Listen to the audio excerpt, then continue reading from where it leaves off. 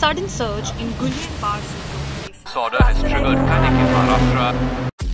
गेल्या महिन्यात पुण्यातील एका महिलेला तिच्या मुलामध्ये गृहपाठ करत असताना काही विचित्र अशी लक्षणे दिसायला लागली। तिने त्याला होमवर्क दिला होता आणि लिहायला सांगितलेला होता, परंतु त्याला पेन्सिल हातात देखील नीट पकडता येत नव्हती। परंतु पेन्सिल हातात न धरू शकणं हे गुलियन-बॅरे सिंड्रोमचं पहिलं लक्षण होतं। GBS म्हणजेच गुलियन-बॅरे सिंड्रोम हा एक विचित्र असा आजार आहे ज्यामध्ये आपल्या रोगप्रतिकार शक्तीच्या सेल आपल्या बॉडीच्या सेलला अटॅक करतात।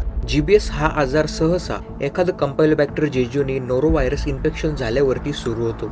हे जंतू आपल्या शरीरात प्रवेश केल्यामुळे आपल्या बॉडीच्या रोगप्रतिकार शक्तीच्या सेल त्या विरोधात अँटीबॉडीज बनवतात, परंतु या अँटीबॉडी चुकून आपल्या बॉडीच्या नर्व्ह सेलला देखील अटॅक करतात। या मायलिन शीट्स या अटॅकमध्ये डॅमेज झाल्यामुळे मेंदूपासून येणारे सिग्नल स्लो होतात किंवा थांबून जातात। यामुळे पायांमध्ये विकनेस येतो, मुंग्या येतात व सुन्नपणा पडतो व जनरली हे पायापासून सुरू होते व वरच्या भागात पसरतो व इन्फेक्शन वाढल्यानंतर श्वास घ्यायला गिळायला देखील अडचण निर्माण होते। GBS हा जनरली कमी शिजलेल्या चिकन पासून किंवा दूषित अन्न व पाण्याचं सेवन केल्यामुळे आपल्या शरीरात प्रवेश करतो।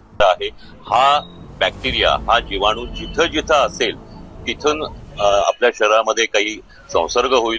तो संसर्ग झाल्यानंतर आपल्याला उलट्या दुलाब होतील आणि उलट्या दुलाब झाल्यानंतर तो बरा झाल्यानंतर 3 आठवड्यांनी जर आपली प्रतिकार शक्तीमध्ये बदल घडला असेल तरच हा आजार होतो। दूषित पाणी, दूषित अन्न किंवा दूषित मांसाहार याच्यामधून जे काही ज्यांना उलट्या दुलाब होतात त्यामधल्या काही जणांना GBS ची लागण होती। आता यामुळं असं म्हणणं हे वरवरचं किंवा वरकरणी राहील की मांसाहार केल्यामुळं तुम्हाला जियाबारी सिंड्रोम होतो, असं नाहीये। झालेल्या प्रत्येकाला ते होत नाही। त्यातल्या काही जणांना होतो। दूषित मांस खाऊ नये किंवा उघड्यावरचं अन्न खाऊ नये, पाणीही आपण स्वच्छ किंवा पूर्ण जंतुविरहित प्यावं। यासाठी कोणती काळजी घ्यायला हवी तर स्वच्छ अन्न व पाण्याचे सेवन करावे, कमी शिजलेलं अन्न खाऊ नये। हात व पायांमध्ये जर अचानक अशक्तपणा वाढत असेल तर त्वरित डॉक्टरांशी संपर्क साधावा। माहिती महत्त्वपूर्ण वाटल्यास व्हिडिओला लाईक आणि चॅनलला सबस्क्राईब करा आणि हा व्हिडिओ जास्तीत जास्त लोकांना शेअर करा।